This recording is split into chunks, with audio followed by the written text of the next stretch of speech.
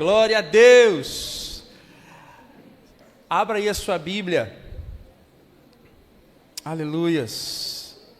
Creio que Deus vai falar com você neste lugar, amém? Você crê nisso?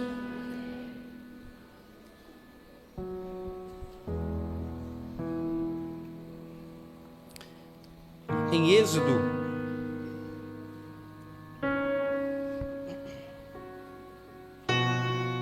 livro de Êxodo, capítulo 27, a partir do versículo 1.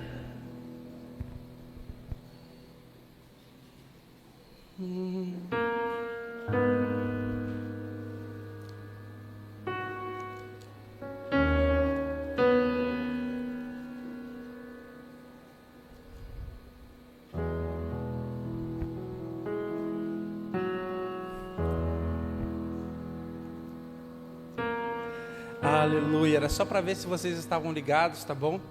Perdoa o seu pastor. É Números, capítulo 27. Números, capítulo 27, versículo 1. Glória a Deus.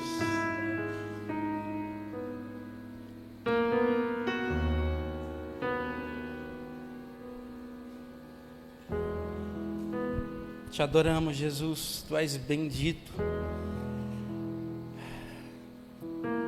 Vamos orar mais uma vez? Obrigado, Nath. Pai, nós Te louvamos, bendizemos o Teu nome. Muito obrigado pela Tua presença neste lugar. Que não fale mais, ó Deus, o Rodrigo, mas que fale o Senhor através de mim, Senhor. Dribla as minhas emoções. Ó Deus, que o Senhor venha falar, rasga o céu sobre nós. Que a Tua palavra venha, ó Deus, fluir, ó Deus, que a Tua palavra, ó Deus, que é uma espada de dois gumes, ela venha, ó Deus, romper, ela venha tocar e ministrar conforme o Teu querer. Eu não sou nada sem a Tua presença, Espírito Santo. Fique à vontade neste lugar, Jesus, em nome de Jesus. Você está comigo, amém? Quantos aí querem que Deus fale com você nessa noite? Amém. Então vamos ler a palavra do Senhor.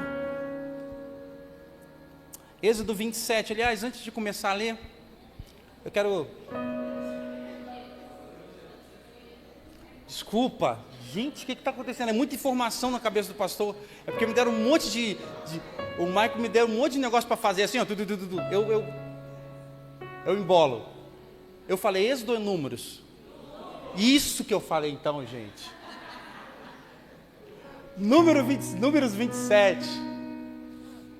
Segura aí, mantenha a sua Bíblia aberta, o teu coração também.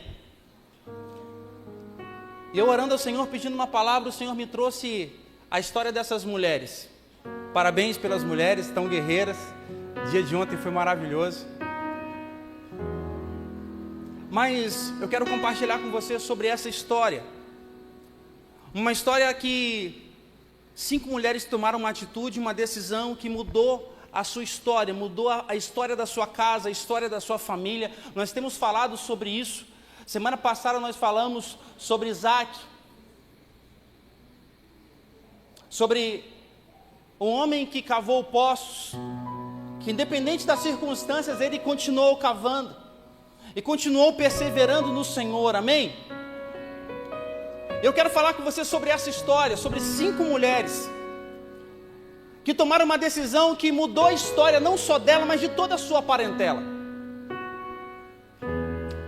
E um título que o Senhor trouxe ao meu coração é: a morte não é o fim. Você pode repetir para a pessoa que está do teu lado, falando assim: a morte não é o fim. E essa história se passa no momento dado da história em que as mulheres, elas não tinham voz. Se hoje nós vivemos um tempo da mulher empoderada, se hoje nós vivemos um tempo em que a mulher, né, quer tomar um lugar, não que eu seja contra isso, mas neste tempo, se muitas das mulheres assim, hoje está ruim, imagina neste tempo, meu irmão, neste tempo onde a mulher não tinha voz ativa, nesse tempo ao qual para que se prosseguisse a descendência daquela família, no mínimo tinha que ter um homem na família, para que se gerasse a descendência, ou até mesmo aquela família pudesse receber a herança. Imagina, irmão, você passar a vida toda trabalhando, e de repente o provedor da tua casa faleceu. Imagina a expectativa daquela mulher, o seguinte, daquelas mulheres: o meu pai só está gerando mulheres, só mulheres. Elas ficavam na expectativa de ter um irmão, de ter um homem, para que pudesse se receber a herança e se postergar a geração. Você está comigo? Se nesse tempo nós achamos que é difícil, meu Deus, imagina naquela época, imagina naquele tempo. Mas eu quero compartilhar com você algo poderoso e que mudou a história desta família.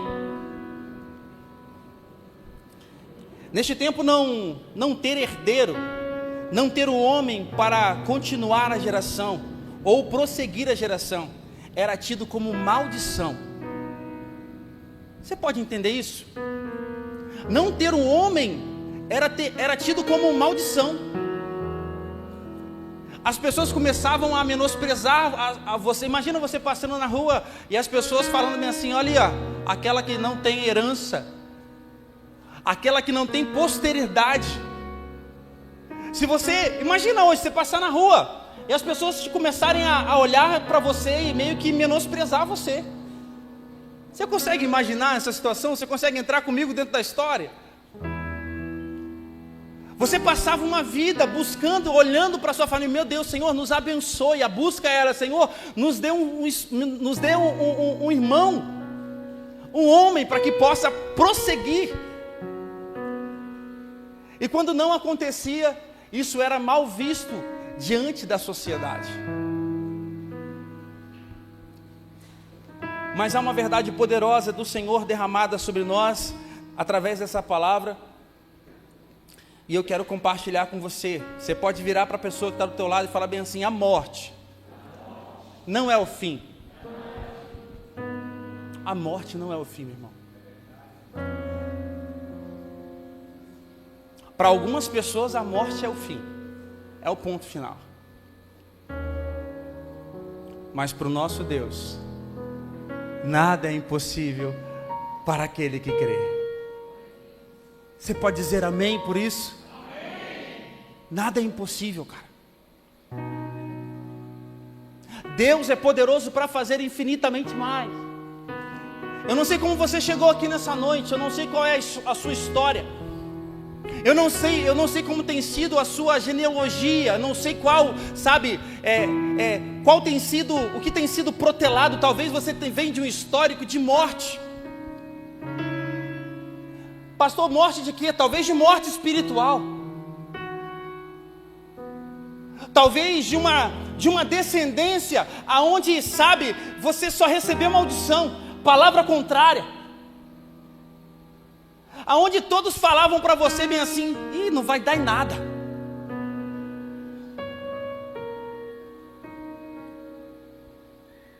Talvez todas as palavras que você recebeu, eu falei bem assim: não, essa família aí, já conheço. Eu conheço o tio, conheço o pai, conheço o sobrinho, conheço a tia.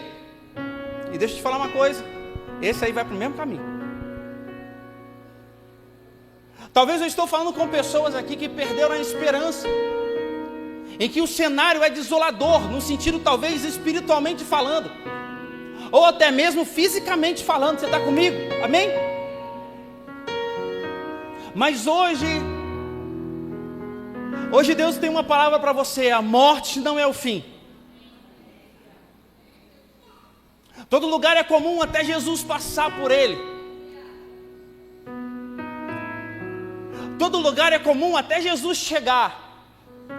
Quando Jesus chega, a mulher estéril, ela gera filhos. Aonde a morte, Jesus traz vida. Aonde a escuridão, Jesus traz esperança. Então deixa eu te falar, a atitude dessas mulheres, tem que nos ensinar algo. Eu não sei como que está, cara, a sua vida, eu não sei quais são as batalhas que você tem enfrentado, mas a vida, a esperança para você, se você está aqui, é porque Deus tem para falar para você a esperança para você, a vida para você. Não pare, não olhe para trás. Talvez eu estou falando com mulheres, com pessoas aqui que sofrem de depressão, o histórico familiar é de um histórico depressivo. Deixa eu te falar, Jesus pode mudar a sua história, Jesus pode te curar, Jesus pode te sarar. Esse é o nosso Deus, Ele é poderoso para fazer infinitamente mais do que nós pedimos ou pensamos. Talvez a tua família, sabe, ela não avançou. Talvez, sabe, a palavra que você tem é que você não vai prosseguir, você não vai fazer uma faculdade, os teus filhos não vão avançar, os teus filhos não vão crescer. Mas deixa eu te falar uma coisa nessa noite.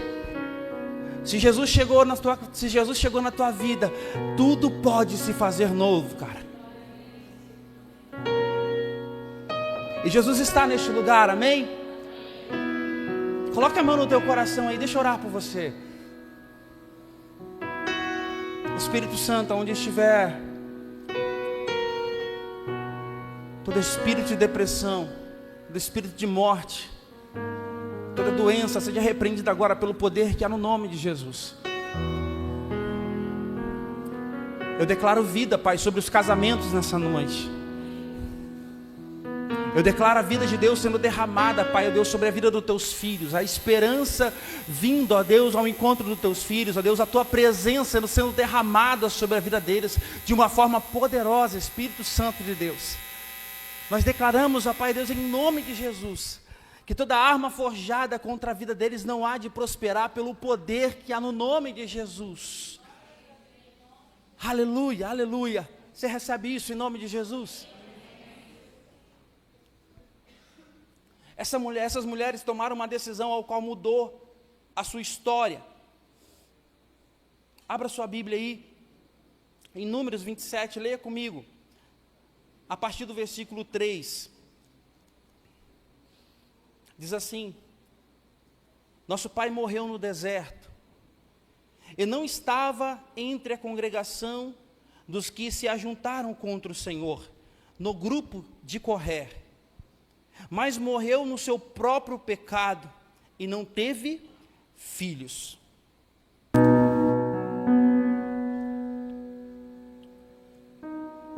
Olha para mim. O cenário era desolador.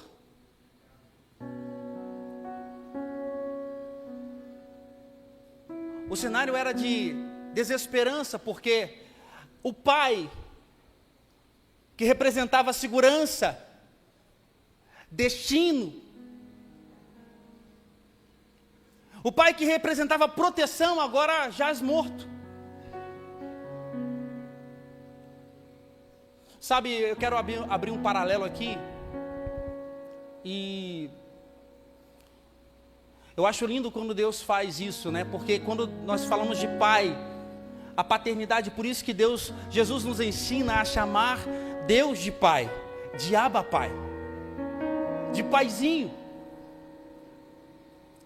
Porque o que o Senhor quer é que a gente entenda que nós temos um pai que cuida de nós, um pai que nos protege, um pai que zela por nós, um pai que dá destino, um pai que quer o melhor para o seu filho.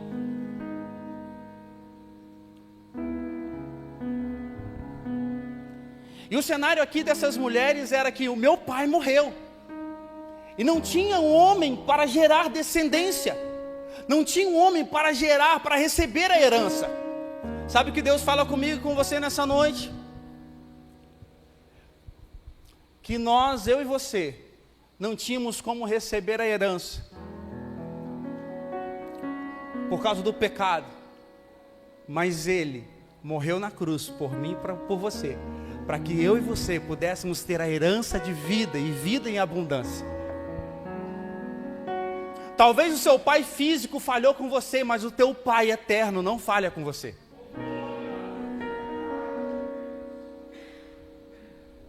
Talvez eu estou falando com pessoas aqui que têm feridas na alma sobre paternidade.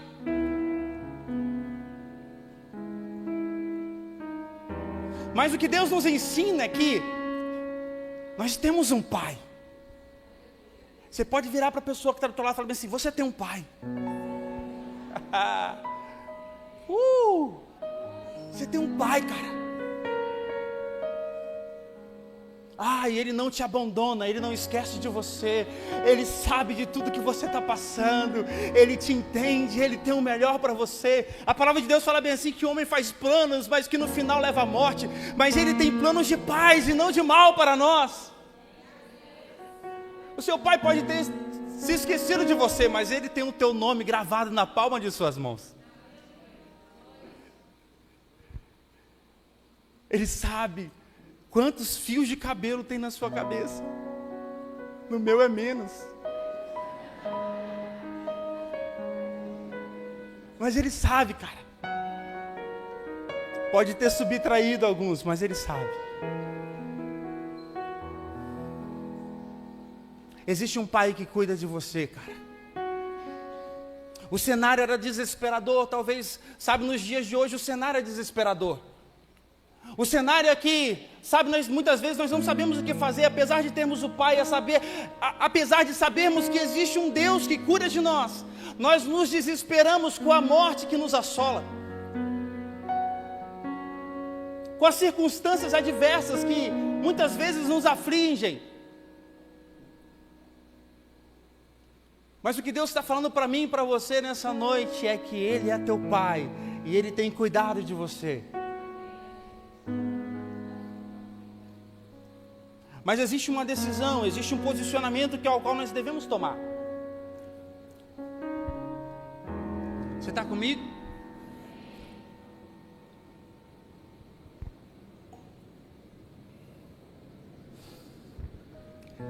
Eu quero fazer uma alusão aqui rapidinho. A Ana Clara é muito bacana porque a gente tem referência, né? E aí eu vejo assim, qualquer coisa que a gente faz, não é aquilo que a gente fala, mas aquilo que a gente faz, né? A Ana Clara acaba repetindo, né? E eu acho muito interessante porque toda vez que eu deixo ela fazer alguma coisa, eu sou o melhor pai do mundo. Papai, vamos no parque? Vamos no parque. Pego patins, vamos patins, andar de patins. Ela, nossa, que bacana. Mas quando a Ana Clara faz alguma coisa, ela me pede, eu sei que, por exemplo, ela gosta muito de doce, puxou quem? Paizão aqui que se amarra no chocolate. Mas eu sei que se ela comer muito chocolate, gente, vai fazer o quê? Mal. Vai fazer mal. Então, como um pai amoroso, um pai cuidadoso, o que é que eu faço? Não. Você já comeu doce hoje. Mas sabe qual é o problema? Que muitas vezes nós nos comportamos assim com o nosso pai. Jesus, eu quero. Me dá, Jesus, me dá. Pai, eu preciso, eu quero. E Deus fala o que com a gente? Deus fala não. Ou às vezes você não ouve um não, mas você ouve o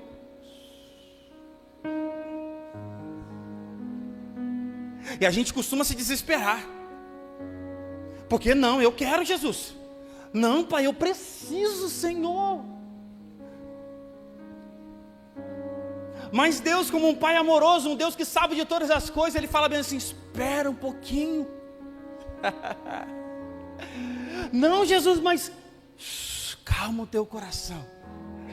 Não, Pai, mas eu estou trabalhando, eu estou fazendo, eu estou cuidando. Você não está vendo, mas eu estou trabalhando em você.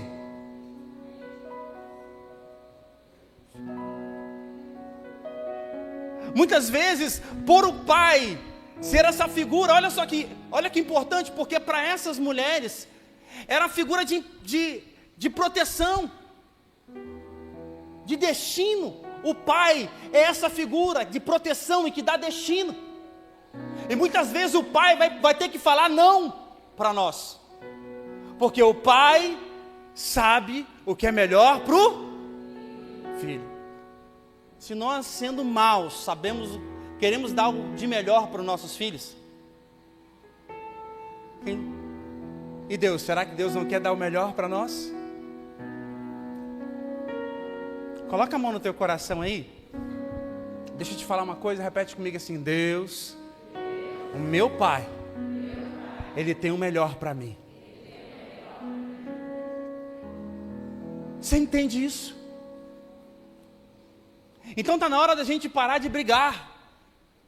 Quando Deus fala que não, está na hora da gente parar de fazer pirraça. Quando Deus fala que não, muitas vezes você está insistindo naquilo que Deus já falou que não.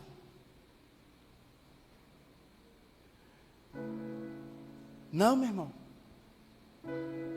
Eu lembro que Daiane a gente sonhava muito em ter filho. Eu acho que muitas pessoas já ouviram aqui o nosso testemunho. Nós sonhávamos com filhos. Veio o primeiro, Daiane perdeu. Veio o segundo, Ana Luísa, ela perdeu novamente. No terceiro filho, nós estávamos numa sala, ao qual a pessoa do lado, a mãezinha do lado, tinha acabado de ter o filho dela. Saudável. Saudável assim, ó, chorando. E a gente do lado da gente, a vida sendo celebrada, e do lado a Ana Luísa sendo não, né? Ela foi abortada. Mas naquele momento Deus estava falando não para nós.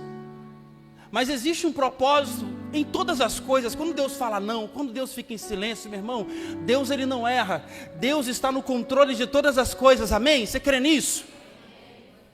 Então por que muitas vezes nós queremos desistir? Por que muitas vezes nós queremos fazer pirraça com Deus? Se Deus está no controle de todas as coisas, Ele sabe do início, meio e fim. Ele é o alfa, Ele é o ômega. Ele está no controle de todas as coisas. Tudo que foi feito por Ele. Nada do que se fez fora dEle. E aí eu lembro que nós pegamos, ela pegou na minha mão, eu peguei na mão dela, a Ana Luísa já estava toda formadinha, e a gente começou a adorar o Senhor naquele quarto. E naquele momento, Deus falou conosco assim: vocês têm abortado os filhos espirituais que eu preciso gerar através de vocês. Vocês precisam entender que eu preciso gerar filhos espirituais através de vocês. Está entendendo? Naquele mesmo momento nós nos arrependemos e falamos: Senhor, tudo é para a tua glória. Se Deus fizer, Ele é Deus, e se não fizer, também é Deus. E a partir daquele momento nós começamos a entender o que Deus queria através de nós. Nós tomamos um posicionamento, e isso mudou a nossa história. Sabe o que acontece? Veio a Ana Clara. Porque Deus sempre nos dá o melhor, Deus sempre nos surpreende. Você pode virar para a pessoa que está lá e falar bem assim: meu irmão, Deus está pronto para te surpreender.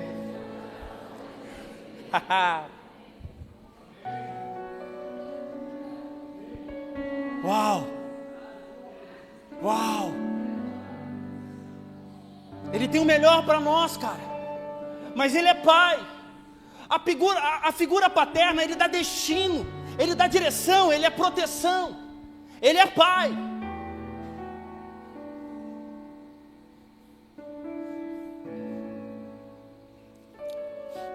Você está comigo? Segunda coisa que eu quero fazer é falar com você, versículo 2.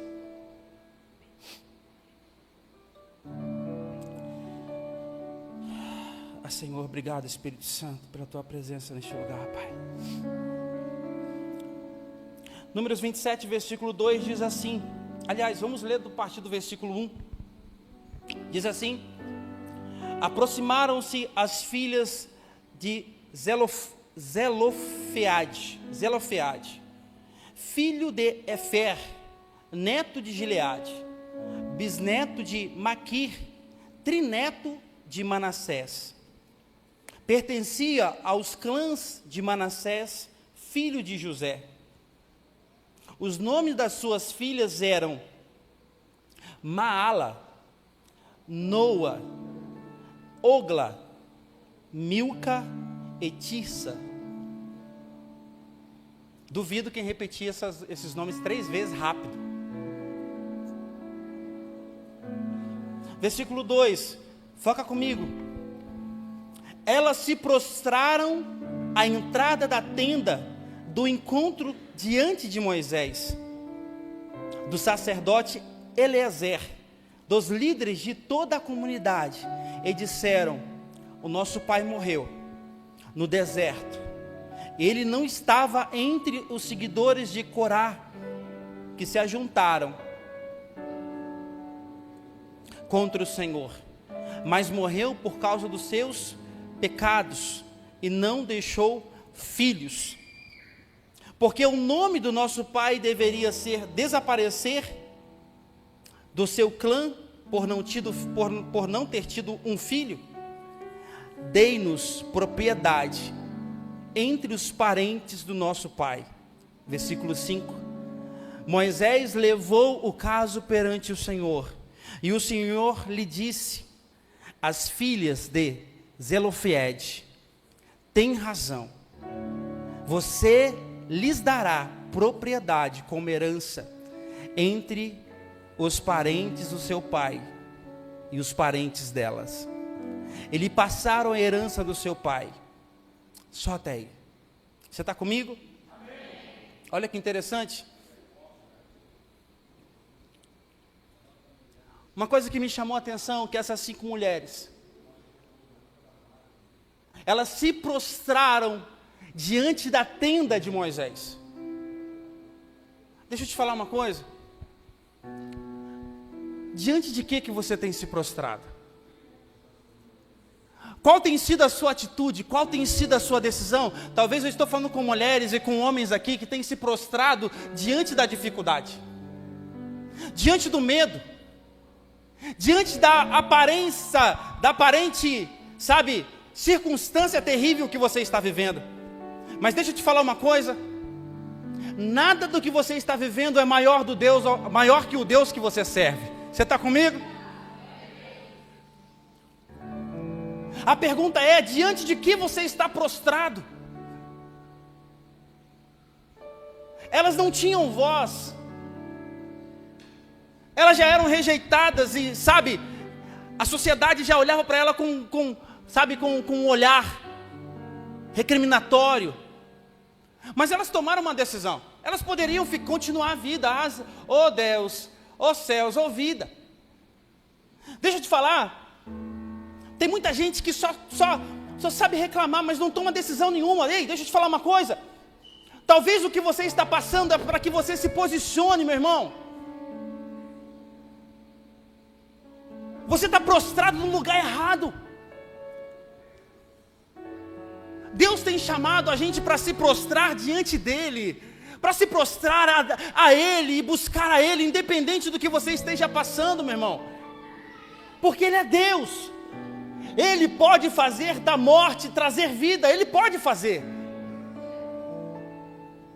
Eu não sei qual a circunstância que você está passando, minha irmã, mas deixa eu te falar: se prostre diante da tenda do Senhor, se prostre diante dos pés do Senhor, se prostre diante daquele que é poderoso para fazer infinitamente mais do que nós pedimos ou pensamos.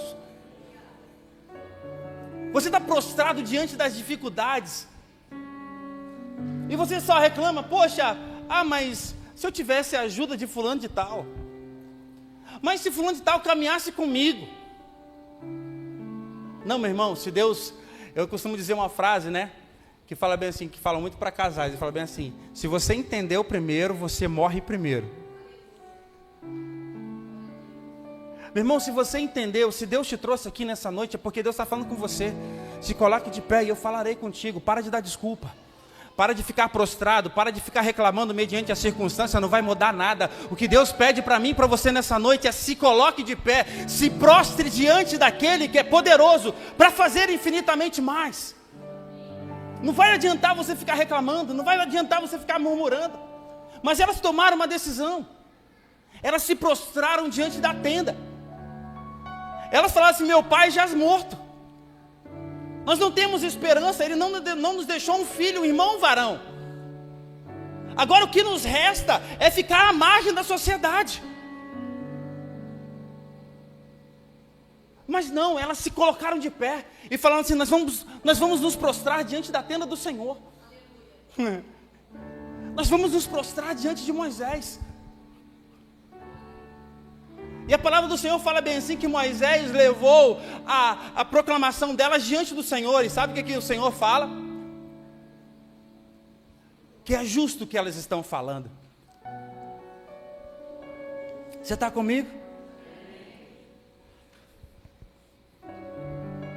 Ah, Espírito Santo, obrigado, Pai.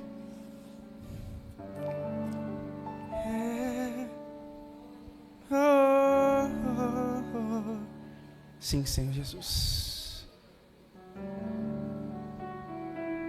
Traz vida, Senhor, aonde estava morto, Pai. Traz esperança, Pai. Um posicionamento novo, ó Deus, de profundidade neste tempo, neste ano. Eu sei que o Senhor cumprirá o teu desejo, a tua vontade sobre nós. Sim, Pai.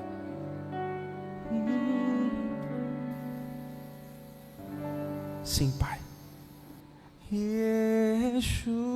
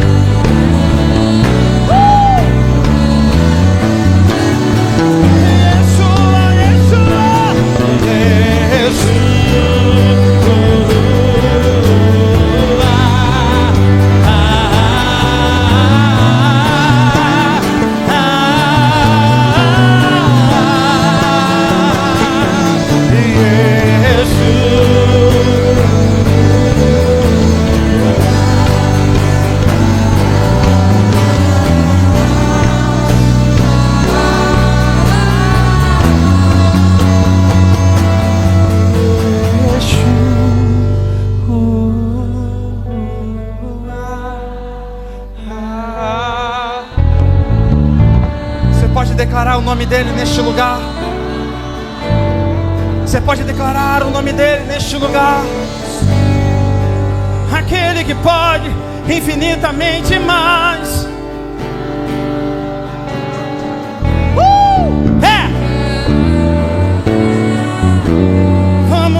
Vamos mais forte.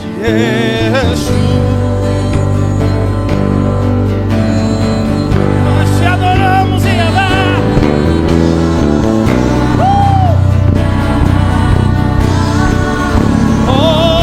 Meu amado,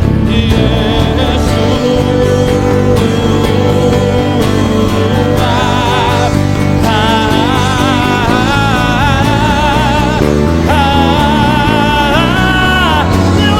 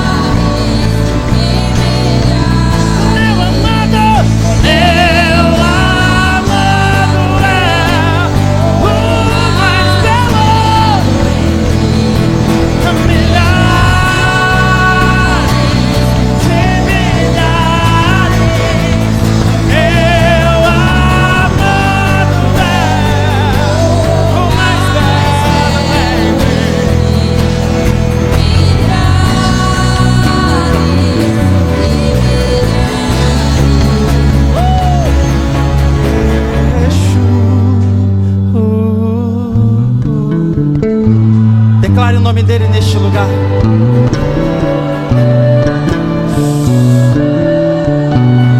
Manifeste-se sobre nós, Yahvé.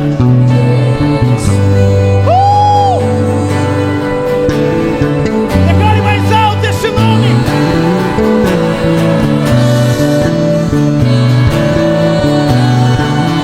Oh, Yeshua, Yeshua.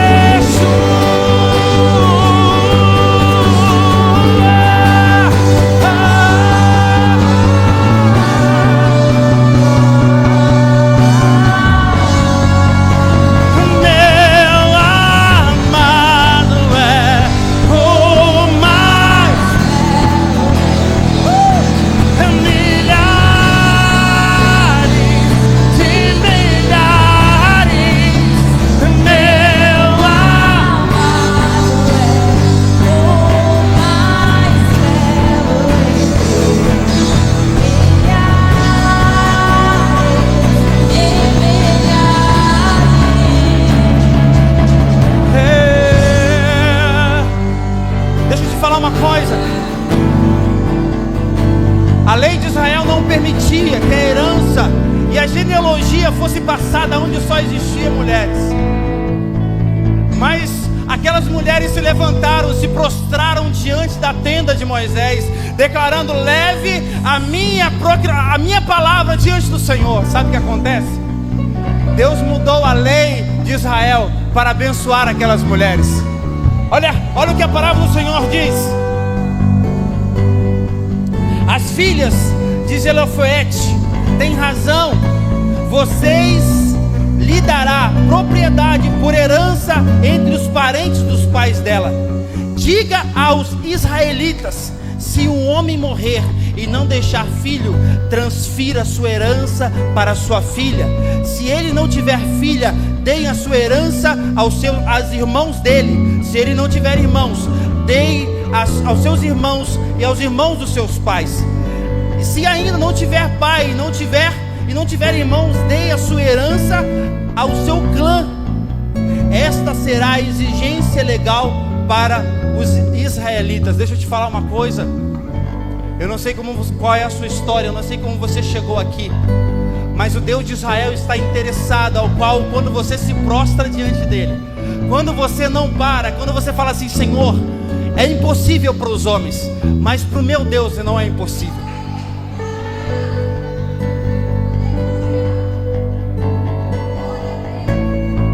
A minha história não tinha nada para dar certo, mas eu me prostro não diante da dificuldade ou das adversidades. Eu me prostro diante do autor e consumador da minha fé. Eu me prostro diante de ti. Eu não sei qual é a sua dificuldade, meu irmão, mas deixa eu te falar. A esperança, a vida de Deus derramada sobre este lugar. Coloque a mão sobre o teu coração aí nessa noite. Isso. Comece a declarar diante do Senhor.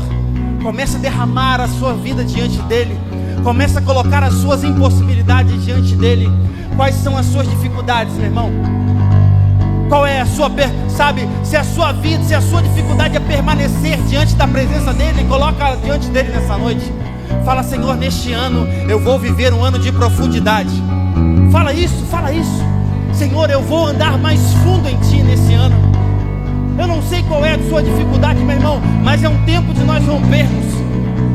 É um tempo de nós nos prostrarmos diante do autor e consumador da nossa fé.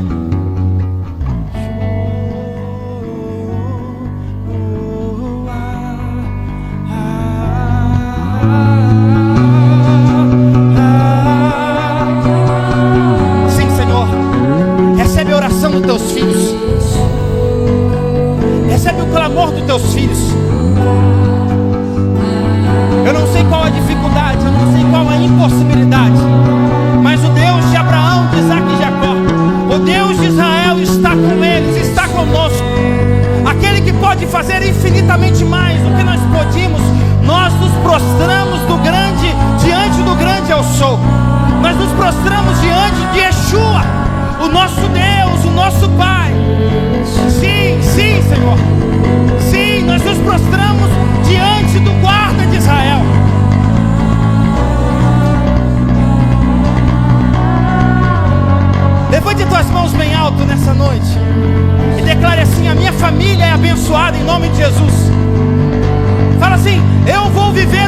de profundidade em Deus. Isso. Ei, você não é para estar prostrado diante das circunstâncias. Deus te chamou para ser mais que vencedor, meu irmão. Comece a profetizar e a declarar aí diante do Senhor: a minha casa é do Senhor Jesus. Comece a abrir os seus lábios e profetizar. Vamos, prostre-se diante dele. Prostre-se diante dele.